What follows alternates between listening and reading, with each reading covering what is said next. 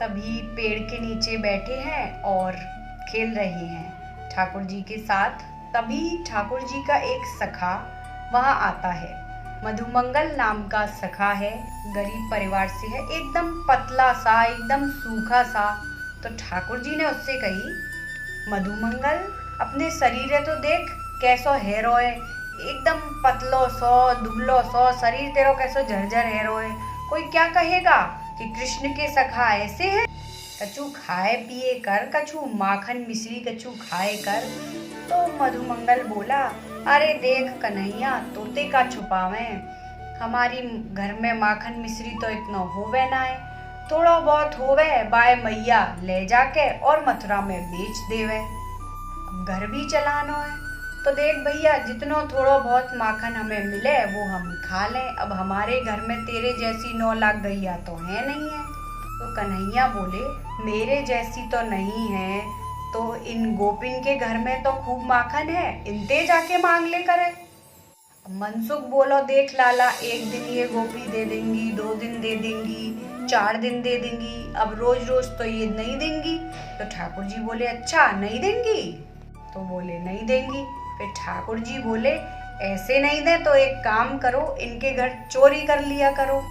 मनसुखा बोलो, लाला अभी तू ब्रज में नयो नयो है, अभी तू ब्रज की गोपिन ने जाने नहीं है। काई दिन हम चोरी करते हुए पकड़ लिए और एक झापड़ हमारे मोड़े पे धर के मार दियो तो वहीं हमारो अच्युतम केशव में जाएगा। खाई पी गोपी है हट्टी कट्टी, कोई ऐसी वैसी नहीं है। तो फिर उनमें से एक बोलो, अरे लाला तू यहाँ बैठो बैठो इतने बड़े बड़े प्रवचन दे रो है, जाए बात है तू प्रवचन दे के काई ते कह रो है, भाई खुद पे भी तो अमल करना चाहिए। पहले तू चोरी करके दिखा, फिर हम करेंगे। अच्छा, फिर ठाकुर जी बोले कि ठीक है करेंगे, बिल्कुल करेंगे, क्यों नहीं करेंगे। फिर वो बोले, देखो भैया पहले तुम मुझे ये बताओ कि मेरी मंडली में कौन कौन शामिल है। अब भाई चोरी का मामला है, सीक्रेट होना चाहिए, कहीं पूरे ब्रज में बात फैल ना जाए, इसके लिए अपने अपने हाथ खड़े किए, जैसे वो करते हैं ना नेताजी के सामने कि हम तुम्हारे साथ हैं, हम तुम्हारे साथ हैं, ऐसे ही सबने अपने हाथ खड़े कर दिए, कन्हैया हम तुम्हारे साथ हैं, हम तुम्हारे साथ हैं। ठाकुर जी बोले, ठीक है तो फिर हम एक समिति बना रहे हैं, तुम सभी वह समिति के सदस्य हो, हम वहाँ के प्रेसिडेंट हैं और हमारी समिति का नाम है चोर विद्या प्रसारण मंडल समिति। ये समिति है, इस समिति के प्रेसिडेंट ठाकुर जी हैं और वाइस प्रेसिडेंट है दाऊ बाबा यानी कि बलदाऊ जी, बाकी सब समिति के सदस्य हैं। अच्छा, अब समिति तो बन गई। फिर ठाकुर जी बोले कि चलो भैया आप फिर ऐसा करें कि अब काई और के घर में चोरी करवे गए तो पकड़े गए तो पकड़े जाएंगे अलग ते, मार पड़ेगी अलग ते और बेइज्जती होगी अलग ते। तो सब पहले अपने अपने घर में ट्राई करो कि अगर पकड़े भी गए तो घर की बात घर में ही रहेगी।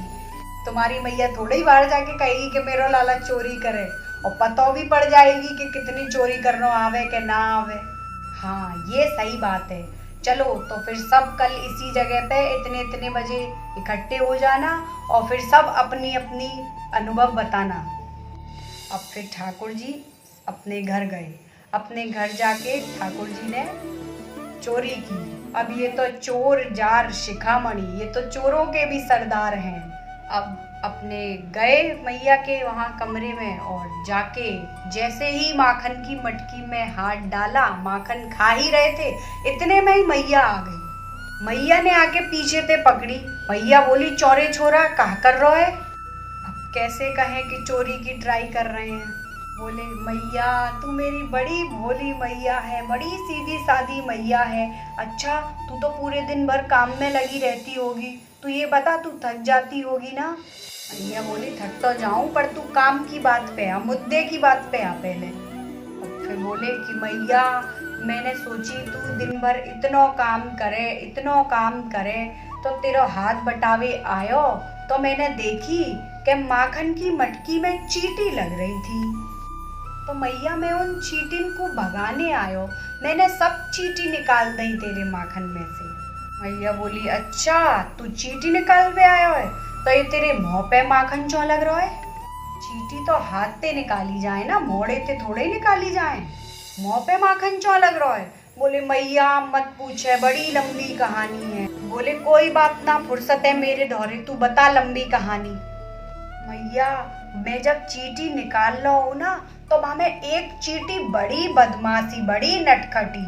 मैया वो पहले आई, आके पहले मेरे पाम पे चढ़ी, पाम पे ते मेरे घुटना पे चढ़ी, घुटना ते मेरी जांग पे चढ़ी, जांग ते मेरे पेट पे चढ़ी, पेट ते मेरी छाती पे चढ़ी, छाती ते मेरी गर्दन पे चढ़ गई, और गर्दन ते जैसे ही मेरे मुंह पे आई, और मेरे मैया हाथ में तो माखन लगी रहो, और जैसे ही मैंने मैया यूं करके हटाई और मेरे मुंह पे माखन लग गया। मैया बोली अच्छा इतनो ख्याल रखे तू मेरो, अरे वाह मेरे लाल छोरा होए तो ऐसा होए।